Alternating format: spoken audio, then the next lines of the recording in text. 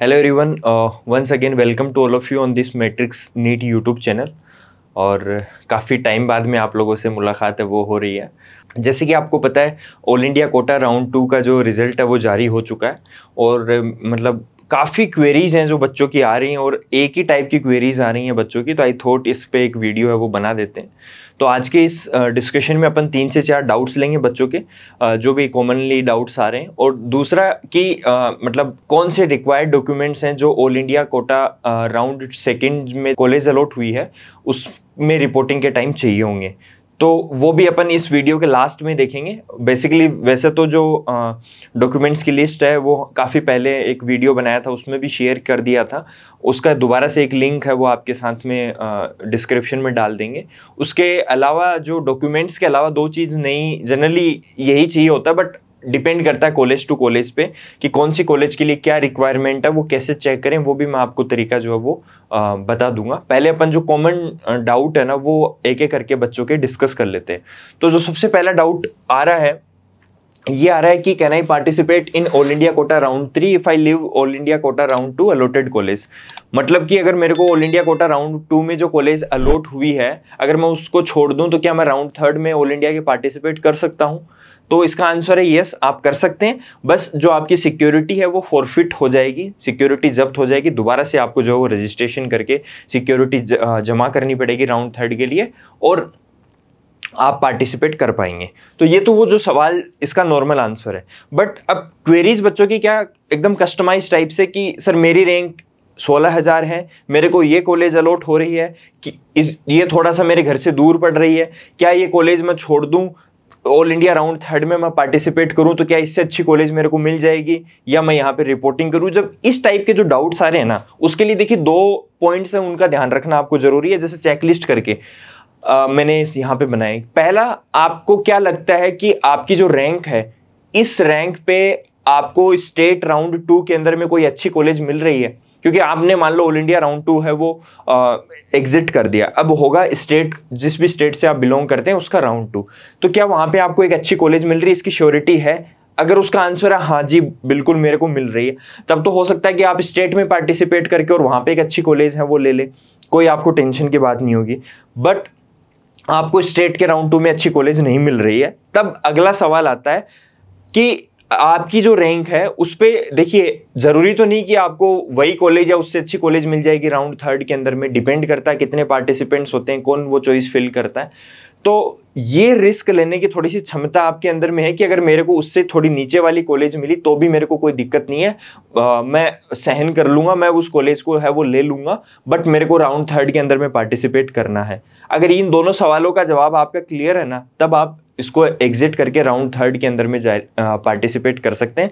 Otherwise मैं आपको suggest करूंगा, अगर आपको डर लग रहा है कि मेरे को ऑल इंडिया राउंड 3 में कहीं ये कॉलेज मेरे हाथ से ना चली जाए, ये भी अच्छी कॉलेज है, बस मैं राजस्थान से हूँ और ये कॉलेज मेरे को अलॉट हुई वेस्ट बंगाल के अंदर में है, तो मैं सोच रहा हूँ कि इसको मैं एग्जिट कर दूँ, राउंड 3 के अंदर में ही चला जाऊँ सीधा, क्यों इतना बार बार आना जाना है वो करूँ। तो देखिए वहाँ पे आपके पास में अगेन मैंने बताया कि आपके अंदर में ये रिस्क लेने की कैपेसिटी है कि हाँ मेरे को अगर उससे कम रैंक की कॉलेज अलॉट हो गई या उससे अच्छी कॉलेज अलॉट नहीं हुई तब भी मेरे लिए चल जाएगा, तब तो आप रिस्क ले लीजिए। अदरवाइज ये रिस्क है वो बिल्कुल ना लें आप, है ना।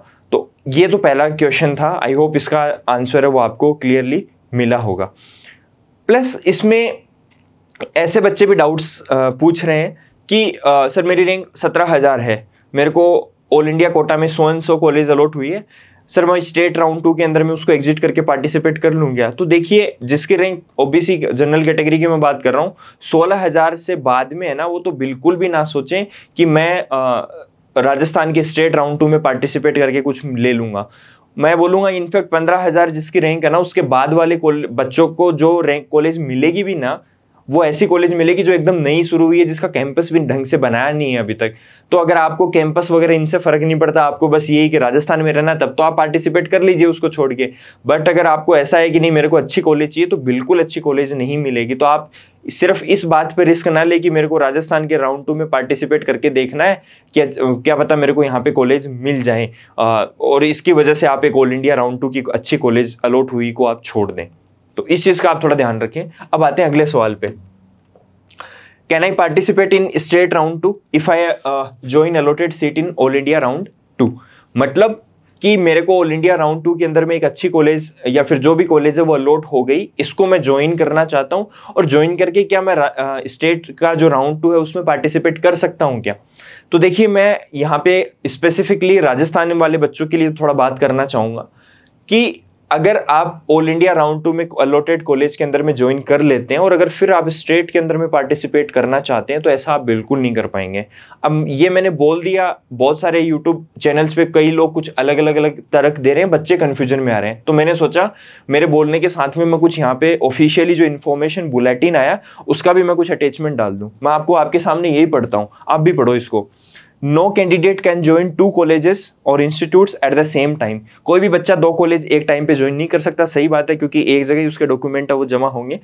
At the time of round 2 और round 3 of the allotment process, such candidates who have registered for the state counseling and who have joined other college or institute as on an specified date through round 2 or round 3 all India counseling or any other counseling, and hence as per the direction of Honorable Supreme Court shall be ineligible for allotment in state quota round state round 2 और 3 and stray vacancy round। इसका मतलब क्या हुआ? इसका मतलब ये हुआ कि जो भी बच्चों ने स्टेट की काउंसलिंग के लिए रजिस्ट्रेशन किया round 3, round 2, round 3 stray vacancy round, वो बच्चे अगर राउंड 2 में चॉइस फिलिंग करते टाइम, उस टाइम अगर कहीं और उन्होंने कॉलेज ज्वाइन कर रखी है, मतलब अपने डॉक्यूमेंट सबमिट कर रखे हैं, भले वो एमसीसी के थ्रू हो रखी हो, भले वो कहीं मतलब कोई भी XYZ कॉलेज के अंदर में हो रखी हो, कहीं केरला के अंदर में आपने प्राइवेट कॉलेज में एडमिशन ले रखा हो, वो कैंडिडेट्स